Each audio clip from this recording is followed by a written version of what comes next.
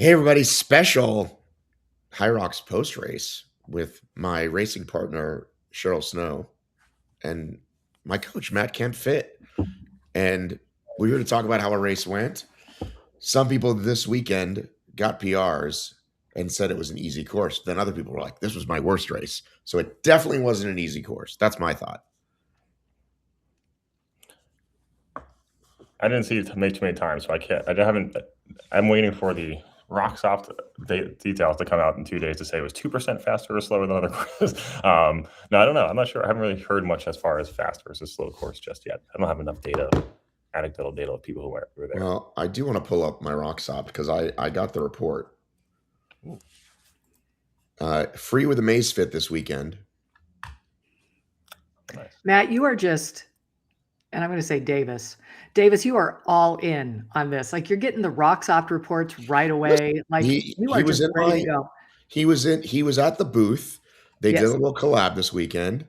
And I said, I want to see what you guys think I'm going to do this weekend. And he said, well, we're doing free things this weekends. We're doing free whatever. So where while you find that, were all the booths like on the concourse level, or were they down on the floor? I'm just kind of curious. Even the podium was up on the concourse level, and they kind of didn't tell us, so we had to sort of find it, which was kind of nerve-wracking. Like, we wanted to make sure we got there in time, but it was set up really well that way, as far as you would go into the spectator area, and they were just all along this one line that then you would head down to the venue, and I really liked it. It looked great. Yeah. I still have FOMO. This is our Vegas report, but it doesn't say.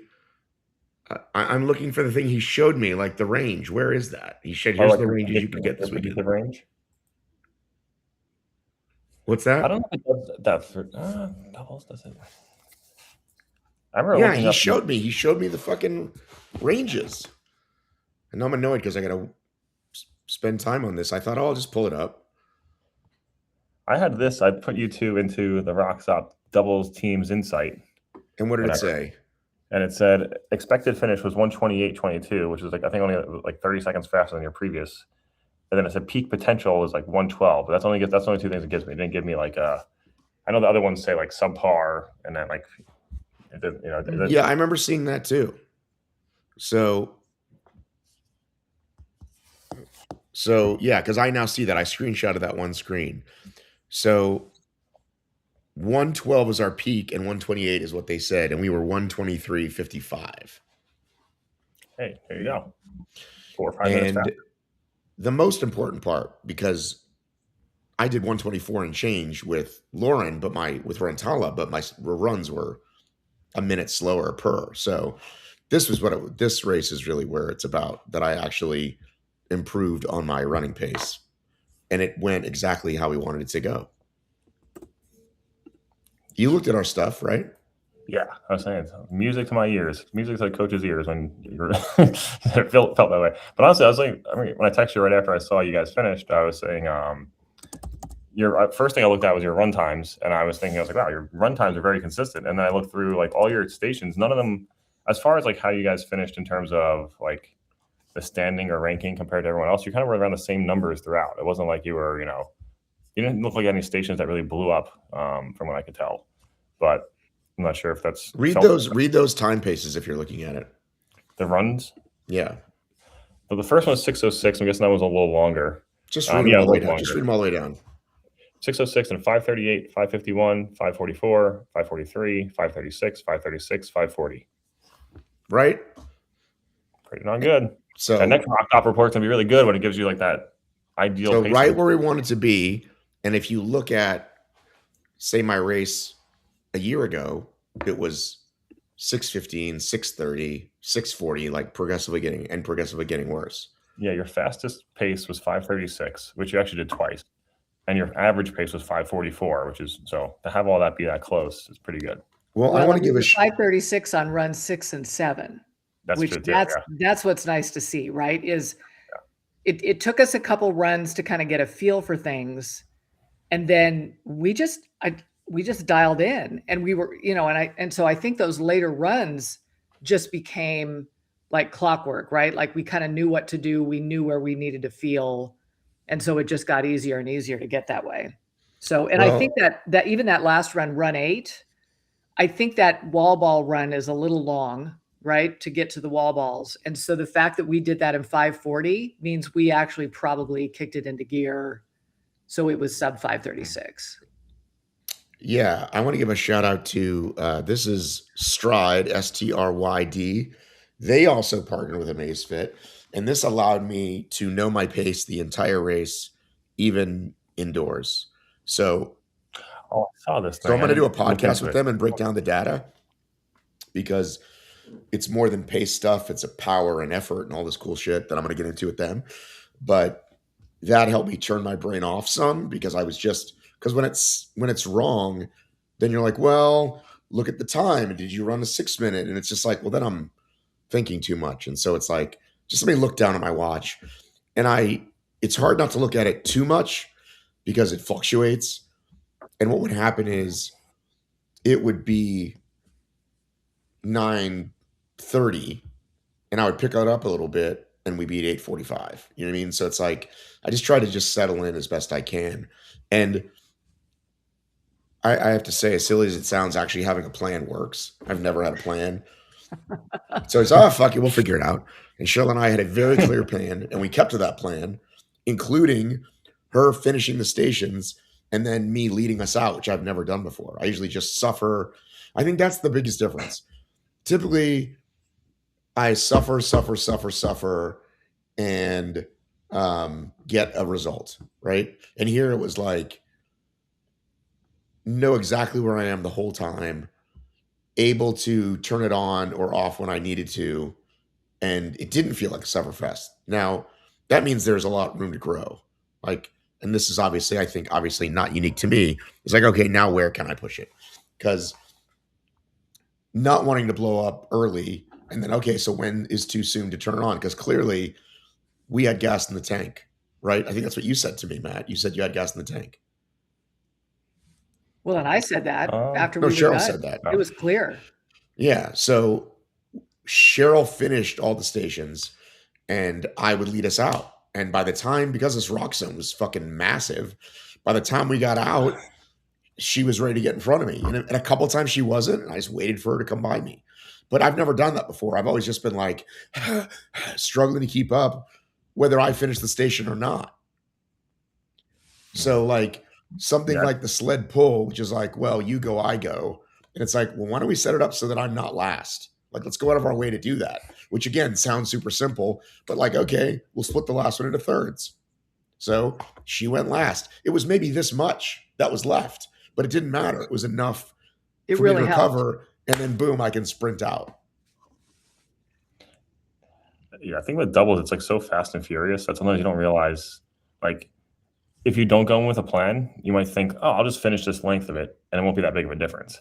But then when you train for it and you realize, oh, those like 8 to 10 seconds, 12 seconds, like if you do an interval and you get 10, 12 seconds, you're like, thank God, like, it's not like something that you kind of think like, oh, I wish I kept doing burpees for those extra 12 seconds, or I wish I kept doing pull for those extra 12 seconds. So I feel like you kind of really get more into the like minutia of it when you can do, once you start making that plan. And I think the other idea is like, it seems like you guys communicated really well and we're talking. I know Cheryl mentioned you're like, I'm going to talk to him every run. I'm going to ask, how you doing? Can we put, so I was curious to hear like how that communication went throughout the race as far as like, I want Cheryl to go first on that one. Well, to back up a tidge. So I'm comparing this to Vegas when this was kind of our first opportunity to race together, and Matt was in a different place fitness wise, right? He was just coming off like some events where he had to like full on stop because he was having some issues and, that sort of thing. And so I remember and Matt won't remember this, but I said to him, I was just going to send you a long text about our plan. And this was in Vegas. And he said, I don't want to see a long text. Like he doesn't do long texts. Right. And so that was the message to me of just like, back off. We're just going to do this. And so I just decided I'm just going to go with him. I'm going to let him have the race he wants to have. and we're just not going to worry about it. And hence, like the fluctuations, right? Like runs were different. Sometimes they were faster, sometimes they were slower. We didn't even communicate about how we were going to push sleds. And so I ended up pushing the first full length because that's what I always do in a race. And then we just we never figured out sort of how to break up the work. And so things just went how they went. Now, this time we started, and you were in on the conversation, Kemp, where we were discussing paces well before the race. Like, what's the pace that we should be able to hit every single time? And we had settled in at around a 9-minute pace. And I think we even talked about that in the last podcast, that we were going to try for about a 9-minute pace and shoot for that. And then that morning, I gave him a ride to the venue, and he got in the car and he said, you know what? I've been looking at all my data, and I think 9:10 is going to be a better thing to shoot for. And so, I said, absolutely. And especially because if you start with a 9-minute pace and then things are going great, you can always go faster, right? But at least you've got that wiggle room. And having that little device, which I am very interested to find out about, helped us tremendously, because I kept looking at my watch, which I always do when I'm in the venue, and it was everywhere. 10:20 pace, 7:40 pace. Like, it was just jumping to the point where if you have somebody who is trying to stay steady and wanting to find that, and I don't think this is important. And I thought, honestly, Cheryl, I thought it was going to be a problem early on because you were going too fast, and I said, you're going too fast. You're like, that's not my watch. My watch says, and I thought, like, I hope she's not going to fight me on this because I'm trusting this thing. And right. This thing says 9:15. And like I said, it would have these swings, right? Because you're indoors, not because you're indoors, because you're doing curves. And I realized that when I would say too fast to you, you'd slow down and then we'd be too slow. So I stopped saying that. And it would just, by the time we turned the corner and went on the straightaway again, we were back to like 9:08, 9:15. Where we needed to be. Again, if you look at those paces, and I'm going to keep talking in mile paces, maybe I should learn to talk in HYROX KM paces, but if you look, we nailed it. What you just read, like, no, our average pace was a 9:12. Right. And so if that's the goal. That's what I wanted was 9:15. And again, so now it's like, okay, well, where do I go? Because you said even 10 to 12 seconds in any kind of interval. What about 5? What about those last extra? I'll just get to the end with this push. I'll just pull one more thing. I'll just ski another 100. All those things. Yeah. I used to ignore that and like, oh, fuck it. And it's like, nope, that's what cost me everything. And so it's like staying on the conservative side. And again, I think the elites suffer the same thing, just at a much smaller range. Where's the push? Where's that almost red line where I could still come back? This whole race is about effort, right? It's just all about managing effort. And so we went in and we did, it took us about, I think, 3 runs. Maybe we were on our second or third run when I was out ahead of you and we were kind of talking about, you were saying I was running too fast. And so then I said, I want you to keep your watch at the pace we're supposed to go. You keep running your pace, but I'm going to stay out. I'm just going to be a little bit ahead of you because I do think that does tend to give your partner a sense of urgency. Like, you want to keep it up, but I'll just keep watching to see where he's at so that I can then mitigate my pace based on that. And then that ended up working perfectly. Great. Like this device is going to help doubles a ton, I think. Because I think singles, you do just have to go by RPE. You just have to decide what you're feeling at the time. But when you have 2 different people, it was really, really nice to be able to just dial in that effort. And I think those of us that are runners, when you're running with someone, you're always kind of running next to each other for like that conversation pace. Even if one of you is faster and they kind of slow down for you, but this is a different mindset. And so when Cheryl said that, she said, I'm going to stay ahead of you and give you something to run behind. And I jokingly said, right, just like Rich and Paleo, like, I'm just going to be right behind you. But I think it makes a difference. Like, I mean, obviously it helps for space reasons too, but jogging next to each other is different than a pace car, like, going ahead of you. Well, it was the difference between Vegas and Phoenix. Because in Vegas, we were conversational. We were right next to each other, right? Right. And you were kind of sucked to the lowest point of effort. Right. It's also the difference. I feel like it feels like you guys actually, kind of the last race you kind of just did it, and this one you kind of like raced it. It was like, like this was like more of a race. You had a strategy. You had a, timing in mind. You're a little more strategic, just looking at each time running, but also like how you broke down your stations. Like that's how you kind of actually like, were competitive with, just even if it's just yourselves. It was a competition part to it that you wanted to get to. I think one question, Cheryl, what do you use? Like, do you use like an outdoor running mode when you do it, and that's why the times go all over? No, or what mode are you I don't trust my watch at all, and I don't care. So I just have it on run mode, just whatever it is. Yeah. Yeah, I put it in treadmill mode, which I actually found works well for me. Like, and that keeps my pace. Like, it's not correct, but at least I know like my treadmill mode on my, like now I have the Amazfit, but I have the Garmin used to give me like a treadmill mode that had a pace on it, but like whenever I calculated, it was wrong. So it always had me like my 9-minute pace on treadmill mode was probably like really like 7 minutes. So like I kind of knew that, but it took a while to kind of figure it out. Yeah, exactly. But you know what else pays off too? And it sounds silly, but the fact that Cheryl had already run the race, so she knew to break left or break right when we went into the zones. That stuff, and again, just I noticed it from the second station on, because the first station you went right, and the second station I thought we're going to go right again, and I watched her, and I was like, oh, I guess we're going this way. So just again, when you're the co-pilot and you're not thinking, it's a lot easier to just kind of stay in race mode. I mean, when I was running with Lauren, like again, Lauren and I were only a minute slower, but again, she did the majority of the work.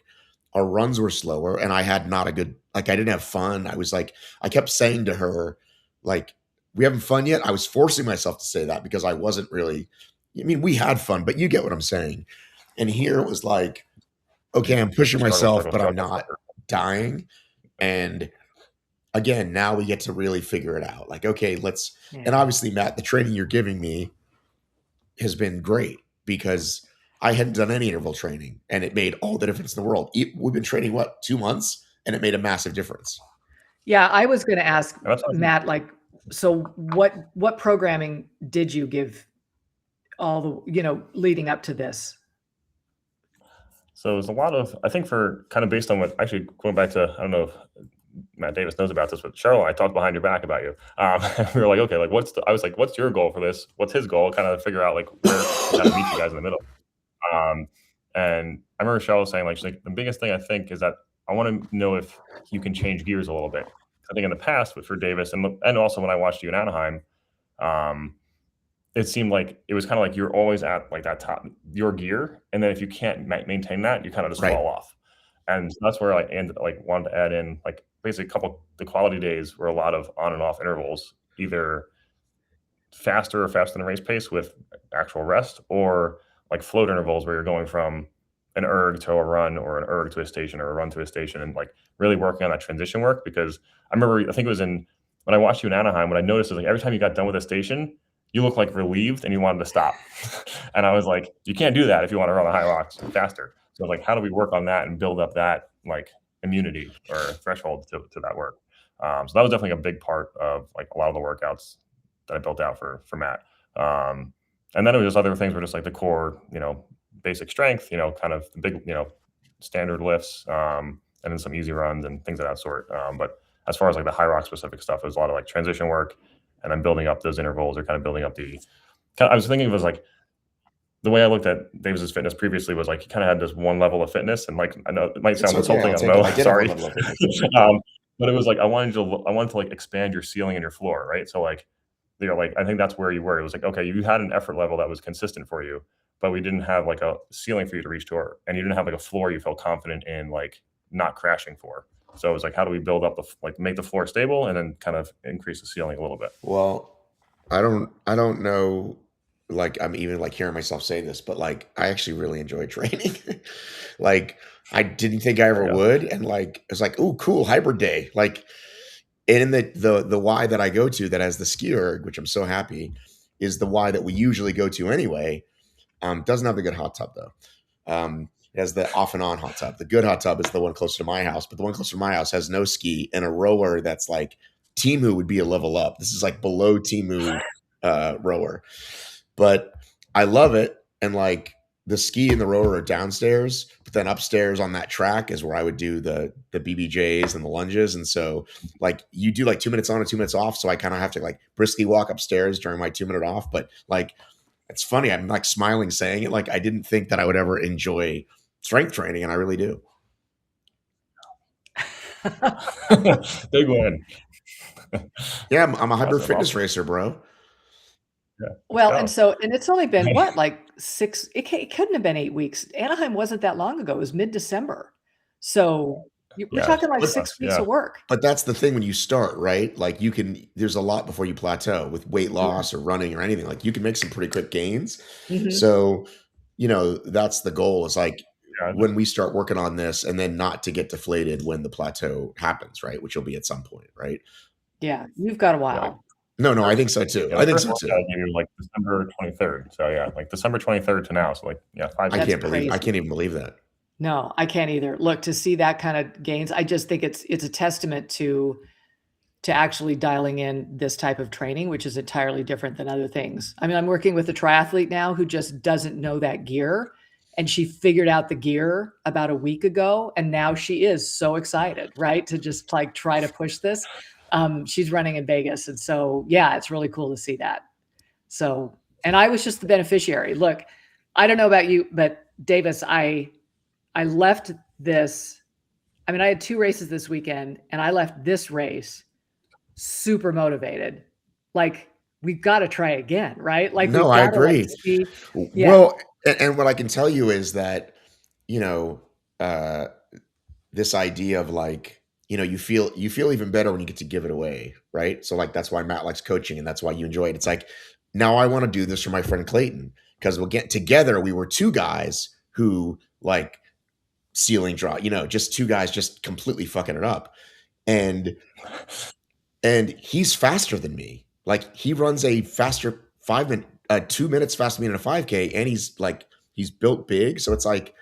And we were like, I don't know, 150, some horrible time, because we together, 0 plan, very little communication, just I'll suffer, then you suffer. So it made me like, oh shit, like if I tell Clayton, let's do it this way, he'll trust me and we'll do it. Like, and again, I think it just comes from because in running, you can wing it so much, right? Especially the longer the race is, right? You do ultras, you do long OCRs, you can really go in without a plan and figure it out and learn on the fly. And this is just such a whole different ball game. But yeah, I'm excited to like do it with him in Atlanta next time. Be like, hey, I think we can beat our time by a half an hour without changing our fitness much. You know what I mean? Because again, he's already faster than me, and we ran so slow, and we walked some, et cetera, et cetera, et cetera. Yeah. Will you train with him? Do you think you can like bring him in on your workouts? Well, we already do as much as possible. So right now he's a teacher. He's always had a bunch of different jobs. And so he can't come, like he just goes to LA Fitness on his own, and I do my stuff. Mm-hmm. But we run together when we can. But I'm saying I know that we can improve with a plan this time. Right. The other question I had for you, you're doing these workouts the past 5 weeks at the Y. How crazy did you look to the people that were there? So, people, the West End Y, the one that has the good hot tub, like, it's just, kind of the normal, people lifting, people on machines. And so that's why I don't do like the lunges there, because so the East Side Y, actually, there's a, I guess call it a plyometrics room. It's where I go to stretch, and some people do their whole workout there. But I feel like I want to ask people, are you training for a HYROX? Yeah, you can tell, huh? But it's also, and I tried to ask Stacy about this, because the amount of young people, men and women, I said, Stacy, you've been going to that Y 15 years. Was there this many young people? When I say young people, I mean like Emma's age or younger. Like she's 19. Some of these girls, you can't tell once you hit a certain age, Cheryl. Are they 17? Are they 22? Mm-hmm. And she said, well, there's a lot of the like high school athletes come and train there. And so maybe it's some of them. But I feel like, everything we read about, which isn't always necessarily true, about Gen Z and HYROX, it's like, I just think it's super cool to be fit now. And so I see in that plyo room, it's a lot of young people. And then lifting weights, kind of more older, some younger, but I feel like there's a lot of people doing a lot of just basically just a lot of basic workouts. You know what I'm saying? Right. Well, yeah, education around. I think fitness has like gotten. Because I look back, even when I was like in high school, I went to a gym. I actually go to the same location. It's a different brand now.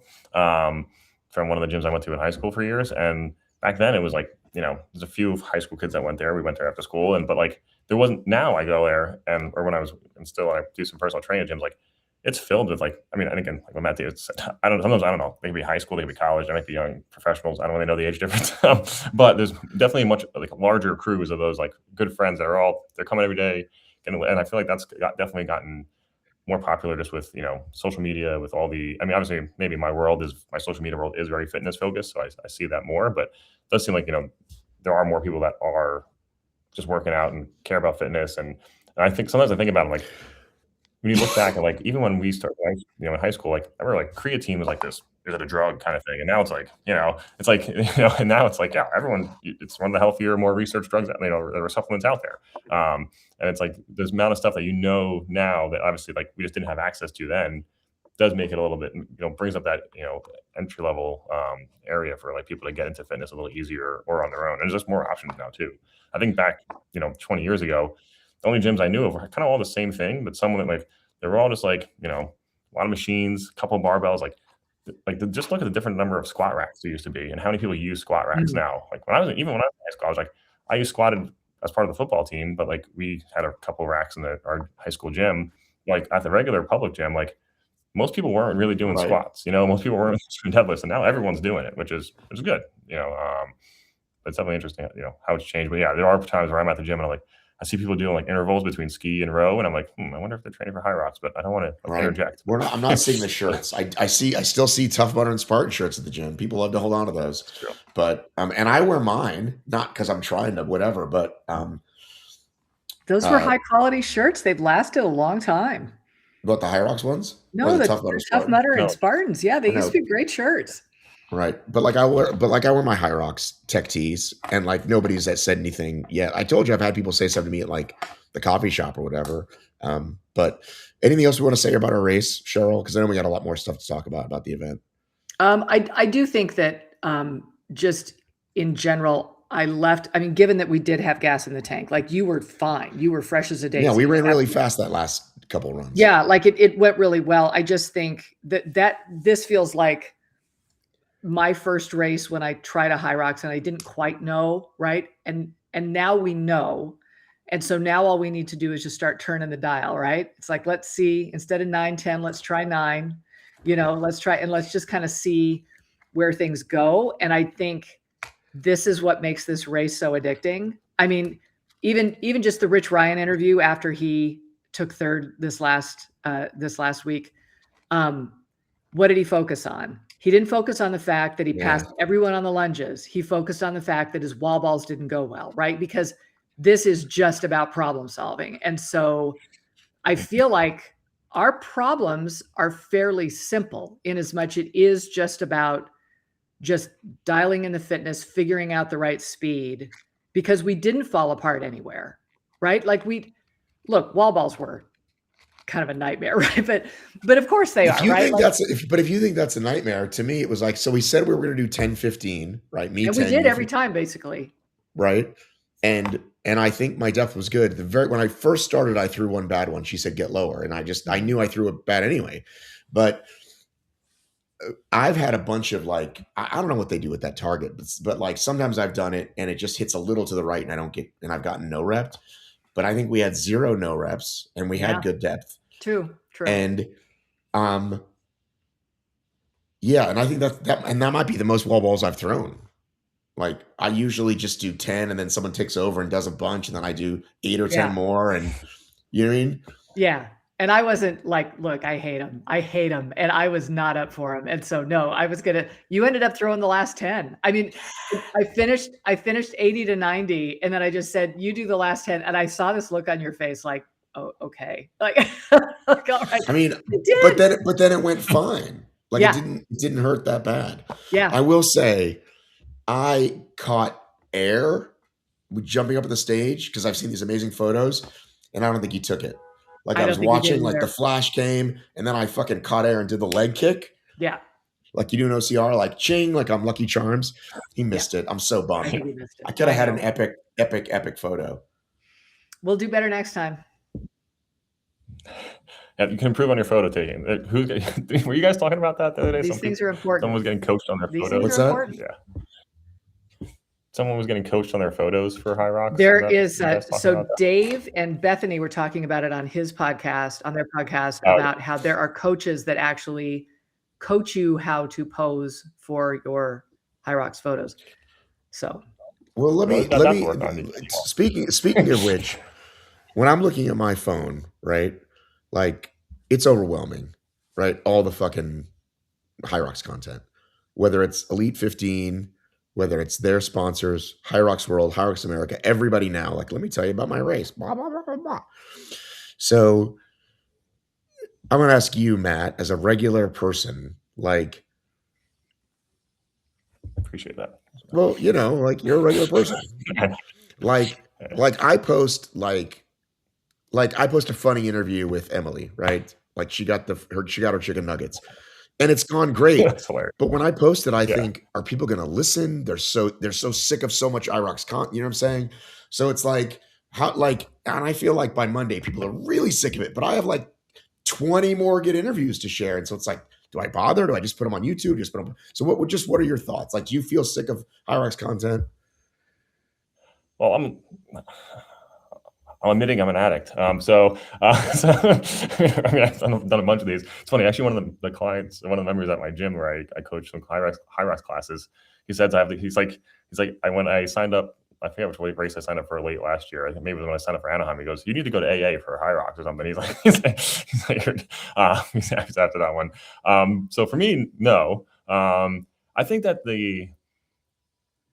as long as it's like, you know what you're getting up front, like it's like, because you segment your stuff out pretty well where it's like, hey, here's the race recap, here's the interviews, here's like the regular Monday not so live show. Like people know which ones if they want to pick and choose. So I think that's the only thing for me is like I haven't listened to as many podcasts over the last like year or so. So I know like, okay, if I'm tight on time, like this is the mood I'm looking for, I'll listen to this. But what about IG specifically though? Yeah. But I think it's like once you're on like social media, it's like that's why it is all about those first few seconds. Like you see the first few seconds and you know what you're getting. And I think that's also kind of going back to, you know, when HYROX had like the teasers, sometimes people get annoyed because like there's only so many teasers I think I can take. That's where I think I get more annoyed. Whereas like if it's the direct actual content, I'm like, all right, I'll take a look. And if it's interesting, I'll keep watching it. If it's not, then I can turn it off. But what I think where it's a lot of these like, because I think, yeah, there is so much content out there now just on, you know, everyone is telling you how to pace your race if you want to hit sub 60 or this or that. And, you know, it's like you can listen to their way of doing it and who knows, maybe it'll work for you, maybe it won't. So, yeah, it's crazy how fast and how much there is. It's just all over the place. But I think you have a unique perspective of it too. You know, not too many people are actually interviewing all the pros after pretty much every race, and you're doing that. I made the mistake of watching this video the other day. Has this been in your algorithm, Matt, where like it's a bad DJ? Have you seen it? They're like, watch this girl, she's horrible. And I can't even tell like how bad it is. Like it's supposedly really bad. But now I keep getting these. And it's just, you know, some girl or some guy doing this. And like, like what? I don't know what I'm missing.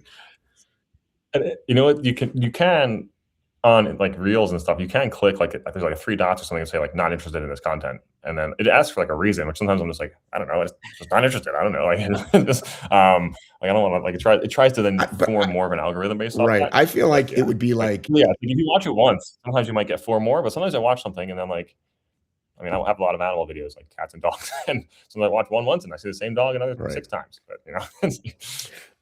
But it's I don't understand how it pushes more content to you either. Sometimes like I think sometimes they push the creators who have consistent content the more to you if you like watch their one thing. But it's again, it just shows how lazy people are because they're all sharing the same video, like of this girl who's apparently really bad at her job. Anybody who's listening to this, please message me and DM me a voice note and tell me what I'm listening for. Because again, like I'll play it a couple times back and I'm like,